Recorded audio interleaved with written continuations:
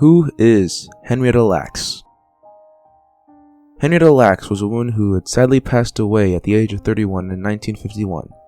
Despite this, she has continued to further medical research decades after her passing.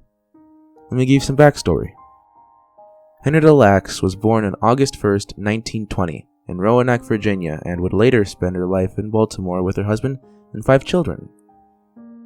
In the year of her death, after her most recent birth, she was reported a lump on her cervix. This would later be diagnosed as cervical cancer, and a very aggressive case at that, which was what had sadly led to her death. However, something that was unknown to her and her family was that a portion of that lump had been taken from her which contained the cancer cells.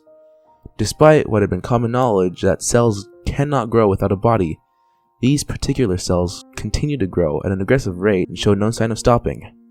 These cells would later be known as HeLa cells and would contribute to cancer research in a monumental way. Although it cannot be denied that Henrietta Lacks had contributed to cancer research beyond anything anyone could have comprehended, this was not something that she decided to do, as these cells were still stolen from her. It was never her choice to give these cells, and the worst part is she never got to live to even know that they were stolen from her.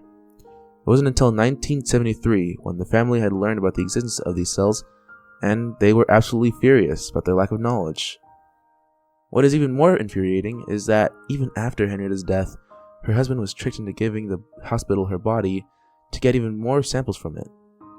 The hospital in question is the Johns Hopkins Hospital, which, despite having been one of, if not the best hospitals in the country at the time, they were widely known for being discriminatory against African Americans, with even scientists that worked there using African Americans for research without their consent. This is what Henrietta Lacks sadly had to be a victim of. Later on in 2010, Johns Hopkins had finally said something about the contributions that Henrietta Lacks had made to the medical research, and in 2013, the family had been acknowledged in scientific papers and even given some oversight of the Lacks genome. In the end, it was undeniable that Henrietta Lacks had made a huge contribution to cancer research as a whole, and that is how she should be remembered, as someone who paved the way for the future of medicine.